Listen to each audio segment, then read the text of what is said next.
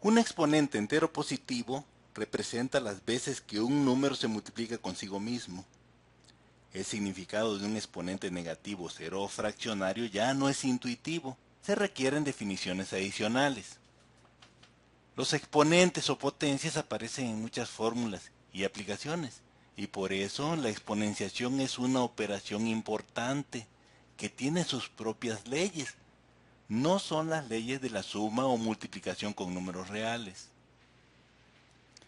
Al enunciar las siguientes leyes vamos a considerar que A, B, M y N representan números reales.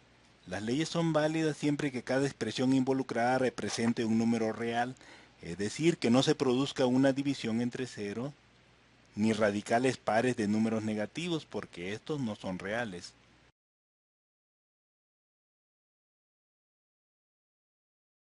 La primera ley nos dice que si tenemos la misma base los exponentes se suman.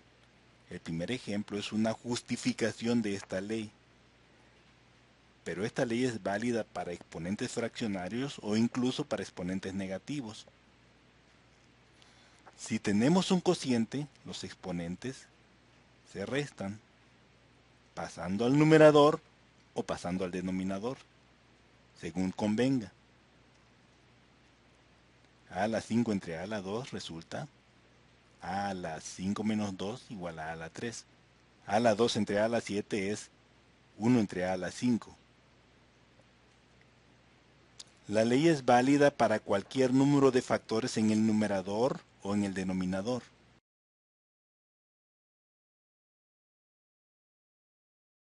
La tercera ley nos dice que si tenemos un exponente elevado a otro exponente, entonces los exponentes se multiplican. El primer ejemplo es la justificación de esta ley, que es válida para exponentes fraccionarios o incluso para exponentes negativos. Si tenemos un producto que comparte un exponente, entonces el exponente se distribuye. Y tenemos aquí ejemplos. En el cociente, el exponente también se distribuye. Si el exponente fuera negativo, podemos convertirlo en positivo intercambiando numerador con denominador. Tenemos los siguientes ejemplos. 3 elevado al cubo, a al cubo, b al cubo, entre c al cubo. Se hizo la distribución. 3 al cubo es 27 y tenemos una expresión simplificada. Si tenemos un exponente negativo, iniciamos pasándolo a positivo. Intercambiamos el numerador, lo pusimos en el denominador y el denominador lo pusimos en el numerador. Lo que sigue es la simplificación. 3 al cuadrado es 9. 4 por 2 es 8, nos queda c a la 8. A cuadrada, b a la 2 por 2, 4.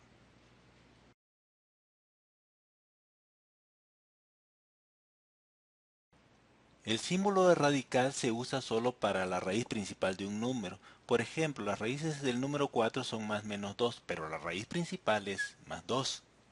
Es decir, el enunciado radical de 4 igual a más menos 2 es incorrecto, porque radical de 4 es más 2, menos radical de 4 es menos 2. Es importante conocer esta diferencia sutil entre radical y raíz, aunque la mayoría de los profesores lo usemos como sinónimos en el lenguaje hablado. En las siguientes leyes de los radicales vamos a considerar que a, b, m y n son números reales, y las leyes van a ser válidas siempre que no resulte una expresión con denominador igual a 0 o que se produzca la raíz par de un número negativo, que es un número complejo.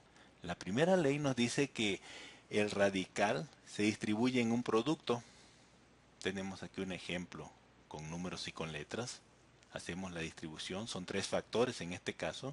La raíz cúbica de y al cubo nos queda y nada más. La raíz cúbica de 8 por supuesto es 2. Y la x se queda bajo el símbolo de radical porque no se puede hacer una simplificación. El radical también se distribuye en un cociente. Nos queda un radical arriba y un radical abajo. Al distribuir y simplificar llegamos a esta respuesta. Un radical adentro de otro radical se simplifica mediante la multiplicación de los índices. Por ejemplo aquí, enfatizando, raíz cuadrada es 2 por 3 igual a 6.